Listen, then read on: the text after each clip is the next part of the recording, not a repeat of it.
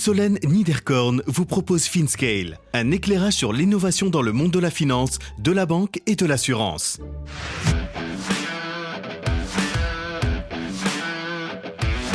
Générer de l'alpha grâce à l'intelligence artificielle.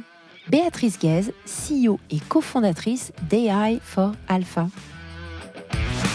Les gérants ont ces données. Ouais. La difficulté, C'est les ingérer. Les ingérer et comprendre leur impact sur les marchés. C'est-à-dire comprendre comment les analyser et comprendre quelles conséquences ils peuvent avoir sur les marchés. Et ça, en fait, c'est très compliqué pour un humain. On peut avoir des intuitions, mais on peut aussi avoir des biais émotionnels, des biais par rapport à certaines suppositions.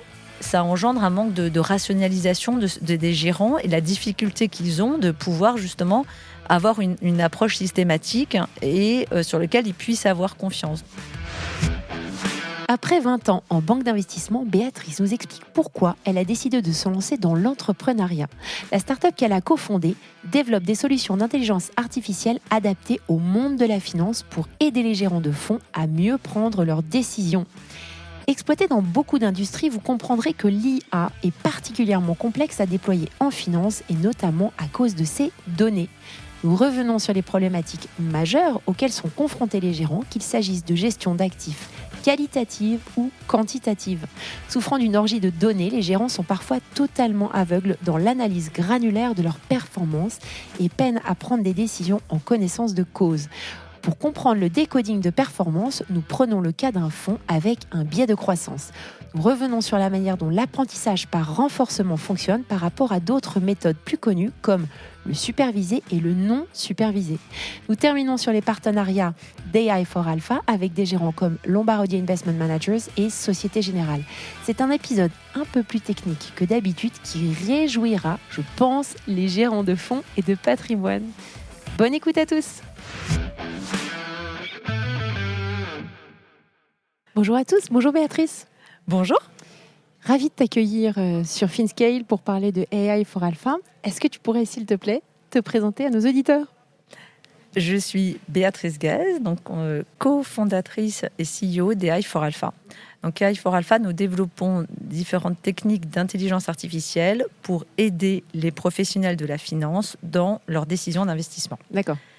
Alors, pour revenir sur mon parcours, donc moi, après des études d'ingénieur, j'ai travaillé plus de 20 ans en banque d'investissement dans des métiers de structuration, donc d'abord à Londres chez JP Morgan et Deutsche Bank, puis à Paris à la Société Générale. Et j'ai décidé, donc, il y a 4 ans, de quitter le monde de l'entreprise, de la grande entreprise, pour aller vers des métiers de l'entrepreneuriat. D'accord. Alors, pourquoi ce choix ? En fait, j'avais... Oui, c'est pas immédiat, j'ai envie de dire. C'est pas immédiat, oui et non, parce que au bout de 20 ans, dans des grandes entreprises, en fait, finalement, on s'est rendu compte qu'on a fait le tour. Et il y a quelque chose qui manque, en fait, beaucoup dans ce type de métier, c'est la possibilité d'être autonome, responsable, et la possibilité de créer et de voir directement donc l'impact de nos initiatives. Et en fait, donc c'est ce qu'offre le monde de l'entrepreneuriat. En parallèle, mon cofondateur Eric Benamou, donc qui est un ancien entrepreneur, lui m'a convaincu de son projet, d'utiliser aujourd'hui, donc de développer des techniques d'intelligence artificielle dans le monde de la finance. Et effectivement, l'intelligence artificielle, c'est donc un domaine qui est de plus en plus exploité, mais finalement pas tant que ça en finance. Ouais. Finalement, il a été très, très exploité dans beaucoup d'industries, mais la finance est un petit peu... délaissée, je dirais. Alors, délaissée, pourquoi ? Et on y reviendra peut-être, parce que les données de marché sont très différentes. En fait, on est confronté au fait que ce sont des données non stationnaires. Et donc, ce sont des méthodes qui finalement sont assez différentes de ce que l'on fait dans d'autres industries. D'accord. Donc, c'est donc un secteur sur lequel il y a encore beaucoup, et il y avait donc beaucoup à développer. Et donc, du coup, je me suis lancée donc, dans cette aventure de découvrir donc, ce monde de l'innovation, des nouvelles technologies et de la gestion d'actifs que je connaissais un petit peu via mes métiers en banque d'investissement, et que en fait, j'ai découvert de plus en plus au fil de ces dernières années. Top, super. J'ai déjà fait des épisodes sur l'intelligence artificielle où on avait eu des cours magistraux, donc on va peut-être pas rentrer trop dans le détail. Moi, ce qui m'intéressait que tu nous expliques en premier lieu, c'est l'état des lieux au niveau des gérants d'actifs, dans leur globalité, des frictions auxquelles ils sont confrontés, dans leur gestion au quotidien, et notamment quand il s'agit de la prise de décision d'investissement. Alors, je dirais, moi, je verrais deux problématiques majeures auxquelles sont confrontés les gérants. La première, c'est le nombre de données et la façon, les outils qu'ils peuvent utiliser pour traiter les informations auxquelles ils ont accès et les analyser, les comprendre. Et la deuxième... Et comment ça se passe, si tu pouvais nous dire à quel point c'est compliqué pour eux? En fait, ce qui est difficile, c'est qu'il y a des informations très diverses. Donc, en fait, il y a des informations, on va dire, macro, des informations d'analyse technique. Il y a des signaux qui sont assez variés. Oui. Donc, pas forcément simples à pouvoir capter en même temps. Même via Bloomberg? Des outils comme Bloomberg? Alors, bien sûr, tu les as, mais il y a beaucoup d'outils. En fait, les gérants ont ces données. Oui. La difficulté, c'est les ingérer et comprendre leur impact sur les marchés. C'est comprendre comment les analyser et comprendre quelles conséquences ils peuvent avoir sur les marchés. D'accord. Et ça, en fait, c'est très compliqué pour un humain. On peut avoir des intuitions, mais on peut aussi avoir des biais. Des biais émotionnels, des biais par rapport à certaines suppositions. Et donc, du coup, ça engendre un manque de rationalisation des gérants et la difficulté qu'ils ont de pouvoir justement avoir une approche systématique et sur laquelle ils puissent avoir confiance. Donc ça, c'est le premier point. Je dirais, c'est la difficulté d'ingérer toutes ces données. Et de les analyser. Sur cette partie de données, je dirais que une difficulté aussi, c'est que souvent, ces données peuvent avoir des impacts contradictoires. Donc, on a souvent des signaux positifs, des signaux négatifs. Et donc, l'autre difficulté, c'est de se dire, OK, bon, donc, j'arbitre ça contre comment ça. Arbitrer et quelles sont finalement, quelles conclusions en tirer. Et ça, c'est une difficulté que voient beaucoup les gérants dans leur comité d'investissement, parce qu'ils sont confrontés à plusieurs gérants qui vont chacun émettre des positions leur opinion. Et la difficulté, c'est de synthétiser, arbitrer. Et en fait, ce que l'on observe, c'est que souvent, les gérants ont tendance à ne pas pouvoir conclure ou ne pas pouvoir prendre de décisions forcément franches. Et ils peuvent avoir, dans certains cas, tendance à vouloir suivre le benchmark et donc finalement ne pas se différencier par rapport à des gestions, on va dire, plus passives comme les ETF. Alors que c'est ça qu'on leur demande, en fait. On leur demande de prendre des positions. Quand tu parles de gestion active, là, pour le coup. Oui. Est-ce qu'ils ne développent pas des modèles prédictifs, ces gérants? Oui.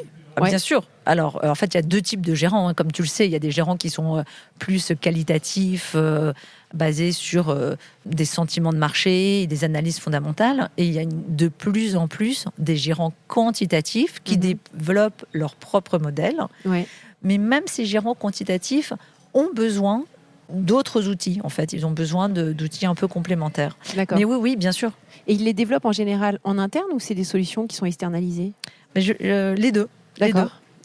Les deux, ils ont leur outil interne et ils ont besoin de compléter leur outil, généralement, avec d'autres types de signaux. Il n'y a pas une approche. En fait, les gérants quantitatifs savent bien qu'il n'y a pas une seule approche et que, en fait, tout l'art du gérant, c'est de savoir combiner différentes approches, différentes méthodes pour pouvoir avoir quelque chose de robuste, en fait. Et puis aligner avec leur thèse d'investissement et leur, Tout à fait. leur mode de gestion. Alors, ces problématiques que tu as reflétées, est-ce qu'elles s'exercent sur tout type de gestion? Parce qu'il y a plein de types de gestion. Il y a des gestions classiques, actives, passives. Il y a de la gestion CTA, etc.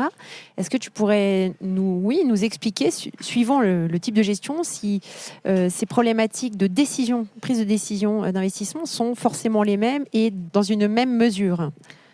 ils ont tous des problématiques de prise de décision. C'est le métier du gérant, c'est de prendre des décisions. Ouais. Alors, mais ils vont les traiter de façon différente. Des gérants plus qualitatifs, typiquement, vont utiliser, on va dire, ils utilisent aujourd'hui de plus en plus donc des méthodes quantitatives pour pouvoir les combiner avec leurs propres opinions et émettre à partir de ces signaux, de ces différentes réponses, leurs propres décisions.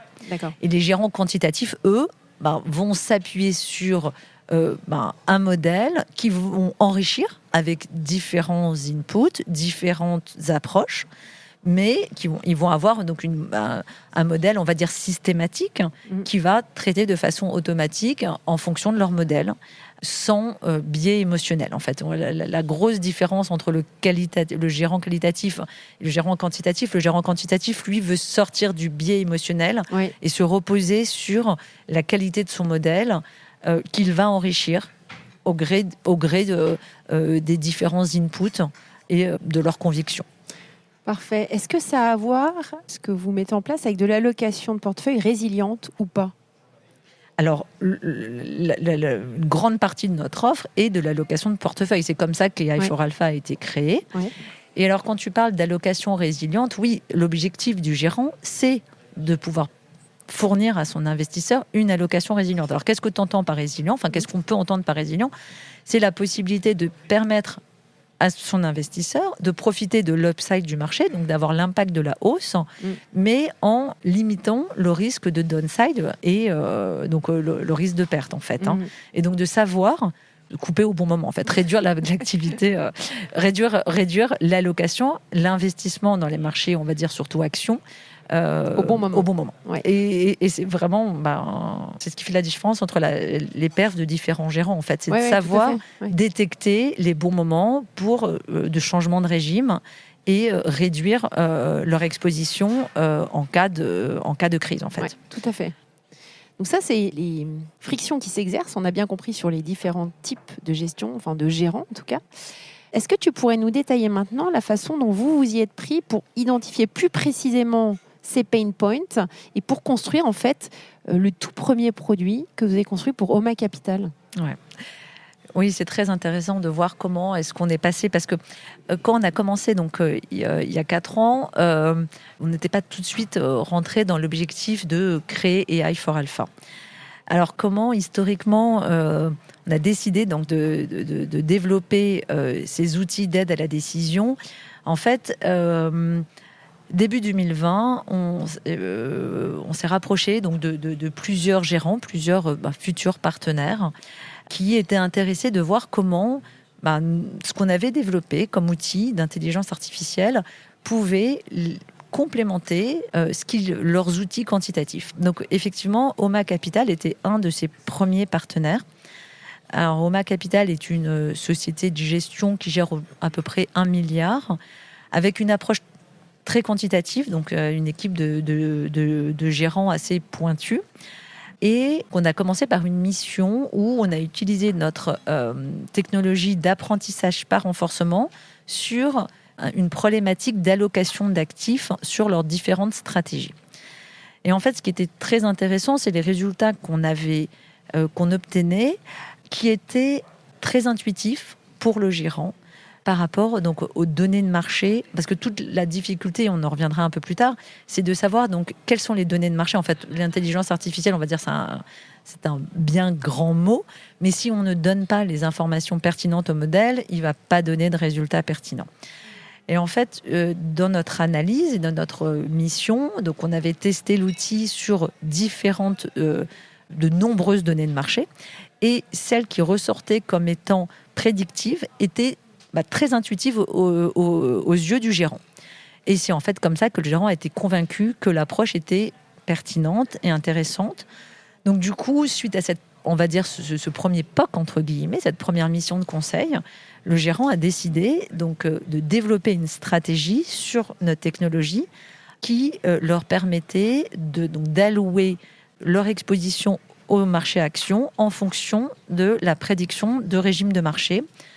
Et donc aujourd'hui, c'est une méthode qu'ils utilisent, enfin c'est ce qu'ils utilisent pour gérer donc leur portefeuille actions. D'accord. Alors, quand tu parles d'apprentissage par renforcement, est-ce que tu peux nous expliquer concrètement ce que ça signifie ? Alors avant de t'expliquer, Pas 3 heures. pas 3 heures, mais avant de t'expliquer l'apprentissage par renforcement, peut-être je reviens rapidement sur les différentes types d'apprentissage, parce que c'est vrai que c'est assez... On parle beaucoup d'IA, donc il faut savoir de quoi on parle. Ce qui est en fait l'IA la plus développée depuis le plus longtemps et qui est le plus couramment utilisée, c'est l'apprentissage supervisé. En fait, le principe de l'apprentissage supervisé, c'est de demander donc à l'algo d'apprendre à reconnaître en ayant auparavant eu les bonnes et les mauvaises réponses. Donc c'est typiquement ce que l'on utilise dans la détection d'images. On va donner à l'algo, on va lui montrer différentes images, donc de chiens, de chats, donc pour prendre un exemple très simple. Et en fait, on va lui dire, ok, donc ça c'est un chien, ça c'est un chat. Et puis, en fait, donc l'algorithme va apprendre, va comprendre comment reconnaître le chien et le chat. Ça, c'est ce qu'on connaît globalement tous de l'intelligence artificielle. Voilà, et ce qui est utilisé le très communément, donc 80% ou 90% de l'intelligence artificielle utilise de l'apprentissage supervisé. Après, il y a l'apprentissage non supervisé, où on ne connaît pas les bonnes et les mauvaises réponses. Donc c'est pour ça que c'est non supervisé. On lui donne plein d'informations, plein de données. Et c'est l'algo lui-même qui va comprendre les liens, il va trouver des patterns entre ces données. Et c'est typiquement des cas de classification. Donc, ça permet donc de comprendre les liens entre ces données et d'en tirer des conclusions. Et l'apprentissage par renforcement, donc c'est un troisième type de méthodologie qui a été développé, on va dire médiatisé, quand Google DeepMind a utilisé cette technologie pour réussir à battre le meilleur joueur de Go. Et en fait, le principe de cette technologie est qu'on ne connaît pas la bonne réponse. En revanche, on va demander à l'algorithme de trouver la meilleure action à suivre pour atteindre un objectif. Donc, on va lui donner des règles du jeu. On va lui décrire l'environnement. Et puis, petit à petit, il va apprendre comment réussir à atteindre l'objectif. Donc c'est comme ça qu'il a réussi donc, à battre le joueur de Go. Et dans les problématiques d'allocation, en fait, c'est assez intuitif, puisqu'on va demander à l'algo de trouver la meilleure allocation en fonction des conditions de marché pour optimiser une reward, qui est donc la performance de la stratégie. D'accord, parfait, merci, c'est très clair. Donc vous avez lancé ce premier POC avec Oma Capital, et partant de cette validation de besoins et de marché, qu'est-ce que vous avez déployé maintenant comme outil et comme différents types de services à vos clients ? Sur cette offre, donc cette première offre, qui est une offre en fait de signaux de marché basée sur la détection de régimes de crise, donc ce qu'on avait fait pour Oma Capital. En fait, il y a 2 types d'applications. Des clients plus avec une approche plus qualitative qui vont utiliser nos signaux comme aide à la décision, un peu ce que je te disais au début, qui ont besoin, qui se rendent compte que ce type d'outil peut complémenter leur vue fondamentale. Donc du coup, on leur envoie donc nos signaux et nos détections de régime de marché. Ce qui est très intéressant dans l'approche, effectivement, je n'en avais pas parlé, c'est la partie explainable AI, et qui est essentielle en fait. Le gérant a non seulement la prédiction du modèle, mais l'explication à travers les données de marché qui ont contribué au choix de régime, donc bull ou bear. Et donc en fait, le gérant comprend quels sont les drivers de marché, quelles sont les données de marché qui font qu'à un instant T, le modèle se met plutôt bull ou plutôt bear. Ah, donc ça, c'est la première application, la possibilité d'aider le gérant à comprendre les régimes de marché et à comprendre pourquoi, quelles sont les données de marché. Un peu comme un comité d'investissement avec différents signaux. Là, en fait, ça leur permet de rationaliser la détection de régime. Et la deuxième application, en fait, qui coule de source de la première, c'est le développement de stratégies sur la base de cette méthodologie. Bien sûr, ouais, c'est logique. Voilà. Parfait. Et à quel point penses-tu que pour les clients qui vous ont suivi jusqu'à présent, ça a facilité les décisions au sein des comités d'investissement ? Parce que ces comités, bien sûr, sont maintenus, j'espère bien. Mais à quel point tu penses, avec les retours que vous avez eus, ça a facilité leur travail ? Alors, écoute, c'est les retours qu'on a eus, oui, je te le confirme.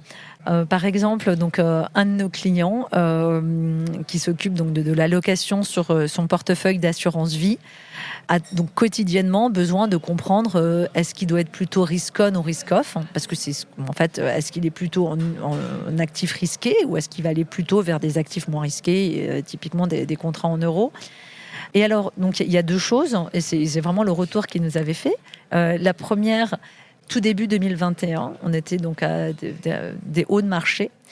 Lui, intuitivement, aurait sans le modèle, réduit son allocation en actifs risqués. Et à ce moment-là, le modèle voyait des signaux très positifs. Et alors, non seulement il a donc heureusement suivi le modèle, mais le fait qu'il comprenne quelle était la raison derrière cette décision de rester bull sur le marché, l'a clairement aidé pour pouvoir défendre non seulement auprès de son comité interne, mais aussi auprès de ses investisseurs, en fait, de pouvoir l'expliquer. Oui, tout à fait. Donc voilà. Ok. Alors, un des points qu'on avait, parce qu'en fait, avec Béatrice, on s'est parlé plein de fois avant cet entretien, parce que moi, en tout cas, ça me passionne ce que vous faites. Voilà, c'est mon passé de gérante qui remonte. Tu m'avais parlé du décoding de stratégie par fonds. Oui. Est-ce que tu peux nous en parler? Et si tu pouvais nous expliquer, particulièrement dans le cadre des CTAs, peut-être revenir sur ce que c'est qu'un CTA? Alors, je vais d'abord t'expliquer le décoding et je reviendrai sur le CTA juste après. Alors, le décoding, c'est une technologie qu'on a développée depuis pratiquement 1 an, qui est basée sur l'apprentissage par renforcement, mais cette fois-ci avec des modèles graphiques. Ouais. Et en fait, le principe, c'est de pouvoir décrypter des fonds à partir de leur simple NAV. En fait. Des fonds d'investissement. Des fonds d'investissement, des stratégies ou des stratégies quantitatives, sans avoir besoin de regarder qu'est-ce qui est à l'intérieur, quels sont les sous-jacents, mais seulement à partir de leur historique de NAV. Et donc, en fait, le principe, c'est magique. En fait, c'est surtout très efficace et avec des résultats assez incroyables. Tu croises avec le prospectus ou Non, pas du tout, justement. D'accord. Okay. Justement, le principe, c'est que beaucoup de méthodes aujourd'hui utilisent effectivement l'information, les reporting pour comprendre ce qu'il y a à l'intérieur de leur fonds. Mais en fait, c'est des informations qui vont être généralement pas assez exhaustives, qui vont avoir du retard. Enfin, il y a beaucoup et c'est très lourd en fait. Et pas forcément pertinent. Et pas toujours pertinent. Et en fait, donc cette technologie sur laquelle les résultats sont pour le coup très pertinents au vu des feedbacks qu'on a eu de nos clients, permet donc de répliquer une stratégie à partir de facteurs de marché que le gérant va vouloir choisir. Et en fait, il va vouloir comprendre comment expliquer une stratégie de façon simple.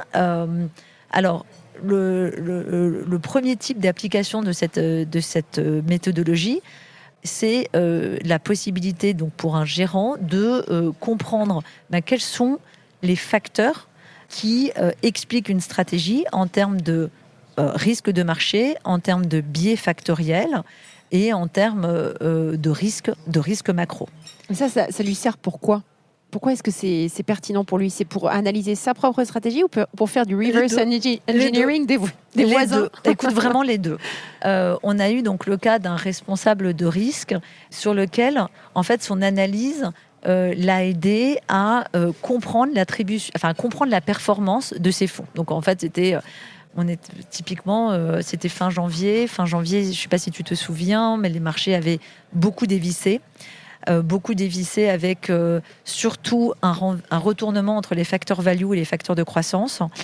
Et il est essentiel pour un responsable de risque de pouvoir expliquer à son CIO pourquoi est-ce que il y a eu une sous-performance sur des fonds, et aussi pouvoir l'expliquer à ses investisseurs. Ouais. Et en fait, l'avantage de l'outil, c'est qu'au lieu de rentrer dans le ligne à ligne où finalement le CIO dire très compliqué de faire une synthèse, en fait l'analyse va filtrer les facteurs les plus pertinents et donc de expliquer donc la performance sur en fait 3 ou 4 facteurs majeurs. Et pourquoi la NAV rentre en considération ? Parce qu'en fait c'est la technologie qui est utilisée en fait. C'est vraiment la façon. En fait le principe c'est de répliquer la NAV de la stratégie à travers donc une stratégie décodée, on Donc va comme dire. une sorte de simulation alors. Vous faites une sorte de simulation ? En fait, on réplique la stratégie avec des facteurs. Et on arrive à la répliquer avec une corrélation entre 85 et 80, quelquefois 98%. Et on se rend compte qu'en fait, répliquer la stratégie à partir de facteurs, on va dire, les plus pertinents, permet donc de comprendre comment la stratégie, finalement, quels sont les biais de la stratégie. D'accord. Tu parlais en préparation de l'épisode des biais de croissance des fonds. En quoi, alors déjà, tu peux revenir sur ce que c'est qu'un biais de croissance d'un fonds et nous expliquer en quoi votre technologie permet de mitiger en fait ce risque. Alors, je ne sais pas si mitiger, c'est le terme pas exact. Mitiger. Non, ça permettra de le comprendre. Et après, c'est le choix du gérant de prendre sa décision d'investissement. Ouais. Alors, en fait, les facteurs, il y a différents types de facteurs. Quand tu investis dans le marché action, tu choisis en fait le type d'action dans lequel tu veux investir. Alors, typiquement, tu as les facteurs de croissance, donc, qui sont donc les entreprises en pleine croissance, donc typiquement les biotech, les tech, les entreprises par opposition à ce qu'on appelle le facteur value, qui sont donc les entreprises décotées, typiquement les bancaires, les pétrolières, qui sont donc des sociétés, on va dire, avec un très gros bilan et avec une valorisation qui est décotée au regard de leur performance. Donc voilà, donc il y a eu donc effectivement en janvier un gros retournement où le facteur value qui sous-performait, ça a repris le dessus sur le facteur de croissance. Et ça a eu de gros impacts sur les marchés et sur les gérants. Et après, il y a des facteurs, on va dire, plus classiques, comme le facteur quality, et le facteur momentum. Donc, momentum, par exemple, c'est les entreprises qui bénéficient de l'effet de marché. De l'effet de marché, exactement. Ouais. Et alors, en quoi donc justement, une des applications de notre technologie, c'est la possibilité de répliquer des stratégies. Donc non seulement à travers les marchés actions, obligataires, commodities, mais en regardant plus finement quels sont leurs biais factoriels. Donc est-ce que la stratégie a plutôt un biais croissance ou plutôt un biais value, en fait. D'accord. On va simplifier comme ça. Et effectivement, alors comment est-ce que ça peut aider ? Je prends l'exemple d'un de nos clients qui avait donc utilisé nos signaux pour réduire son allocation en actions à ce moment-là, en début d'année, et pour qui la performance l'avait... il était assez étonné par la perte qu'avaient eu ses fonds. Et en faisant l'analyse, et en fait très rapidement, il avait une vingtaine de fonds.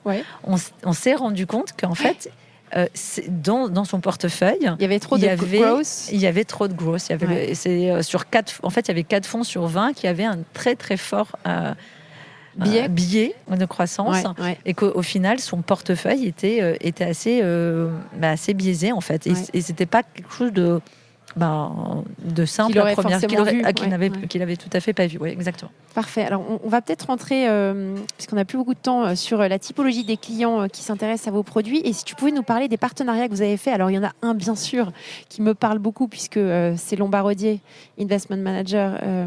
Comme tu sais, moi j'ai travaillé quelques années chez Hello. Est-ce que tu pourrais nous en reparler, puis aussi celui que vous avez fait avec Société Générale? Les deux sont des partenaires historiques.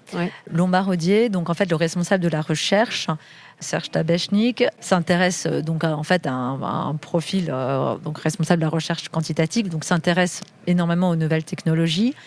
Et donc du coup, on a donc créé dans le cadre de l'EIT, donc l'EIT c'est European Institute for Technology, on a postulé dans le cadre d'une mission de recherche commune, donc pour être en fait membre de l'EIT.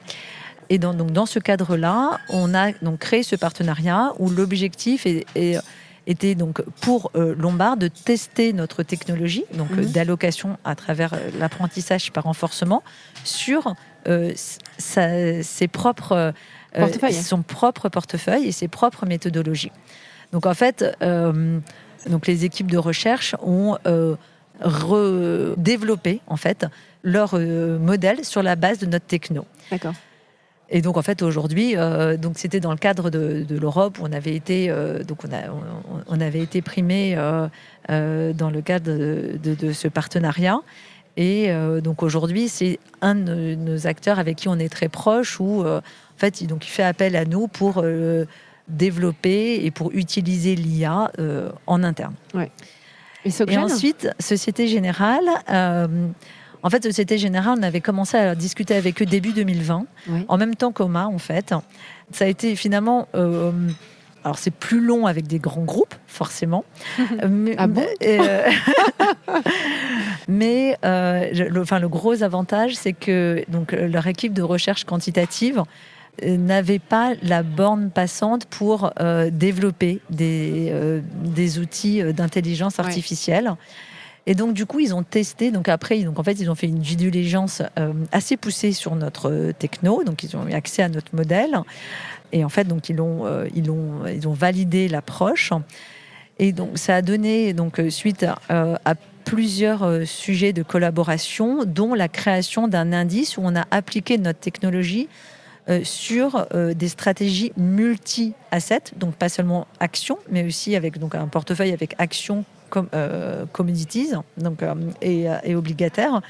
Et aujourd'hui, cet indice est commercialisé dans le retail aux US via leurs équipes de New York, en fait. Génial. Et alors du coup, pour mettre en place tous vos algorithmes, vous avez une équipe de recherche qui est quand même super spécialisée. Ce qui m'intéresse que tu nous précises, c'est le rôle que tient cette équipe de recherche que vous avez en interne, parce qu'on sent quand même que vous êtes vraiment sur une niche hyper particulière.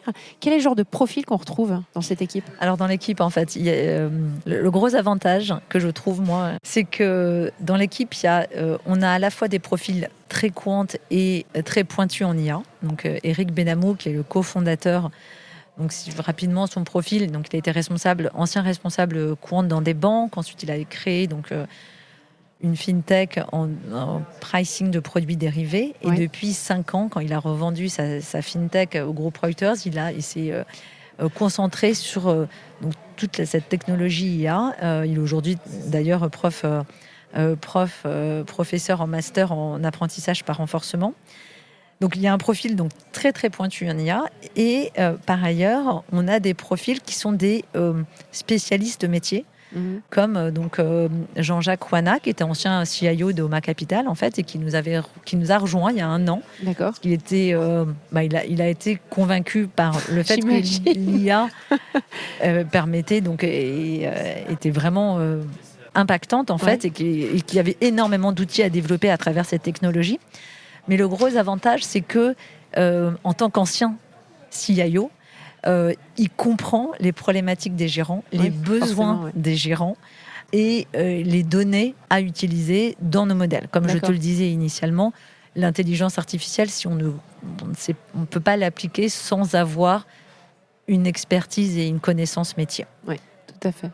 Écoute, c'était hyper intéressant. J'espère qu'on n'a pas trop perdu les auditeurs parce que c'était très technique. Finalement, vous êtes donc une jeune entreprise qui est vraiment en pleine croissance. Est-ce que tu pourrais nous donner quelques idées des prochains développements Aujourd'hui, on a 3 axes majeurs de développement. Le premier, c'est sur la partie création de stratégies. L'objectif, c'est d'utiliser donc, notre technologie sur la détection de signaux, sur l'allocation sur des stocks. Donc en fait, initialement, on était plutôt sur des indices. Donc là, l'objectif, c'est à la demande de nos partenaires de développer la technologie plutôt donc sur les sélections d'actions à partir de critères financiers et extra-financiers, donc avec un impact ESG. Donc ça, c'est le premier sujet de recherche sur lequel on est. Le deuxième sujet, c'est de recherche. Donc pour ça, donc on a été mandaté par un client pour utiliser la technologie de décoding pour comprendre des fonds. Donc non seulement à travers de facteurs, comme je te disais, donc facteurs de croissance, facteurs bifactoriels, mais à travers des facteurs ESG. D'accord. Pourquoi ? Parce qu'en fait, aujourd'hui, comme on le sait tous, l'ESG prend énormément de place et est essentiel pour l'analyse et pour les gérants. Oui. Lorsqu'on a plus d'une centaine de fonds, si ce n'est pas plus, à analyser, regarder à l'intérieur de tous ces fonds et ligne par ligne, comprendre, faire le classement en matière de ESG, en fait, c'est techniquement, enfin, Ça très nécessite lourd. des développements. Voilà, donc ça prend très un temps lourd, fou, ouais, et c'est très bien lourd. sûr. Et donc, en fait, ce qu'on est en train de faire, c'est utiliser notre approche sur des facteurs ESG pour pouvoir classer les fonds Ah, top. en termes d'intensité ESG et comprendre comment ces fonds se différencient en termes de style d'investissement. D'accord, super Donc ça, intéressant. c'est un Ouais. deuxième sujet, comme tu dis, super intéressant. Et le troisième, c'est d'industrialiser en fait tout ce qui est cette approche de décoding, parce qu'en fait, elle a énormément de sens quand on l'applique à 100, 200, 500 fonds. Et donc notre objectif, ce serait de pouvoir avoir une plateforme où donc l'investisseur, enfin le gérant, puisse directement l'utiliser sur un énorme univers de fonds. Top. Alors Béatrice, tu m'écoutes, donc je sais que tu as préparé ta recommandation. Ah oui, ma recommandation. Écoute, ma recommandation, c'est un livre qui n'a rien à voir avec la finance, mais que j'ai adoré, qui m'avait fait beaucoup réfléchir, qui s'appelle Les Déracinés de Catherine Bourdon. Et en fait, c'est un très beau livre parce que à travers un épisode historique un peu difficile, un peu douloureux, qui est l'Autriche au moment de la Deuxième Guerre mondiale, en fait, on réfléchit sur la destinée et sur la façon dont l'homme évolue au gré de l'histoire et au gré de son destin. Et comment, je laisserai les gens découvrir ce livre, mais comment les gens ou les peuples évoluent en fonction des parcours historiques. Merci Béatrice, à bientôt. À bientôt, merci à toi. Merci à tous pour votre écoute. Je suis ravie d'avoir partagé ce moment avec vous. N'hésitez pas à me contacter sur Twitter ou LinkedIn pour me faire part de vos commentaires ou de vos réactions. Et je compte sur vous pour noter cet épisode sur vos plateformes de podcast préférées. À la semaine prochaine!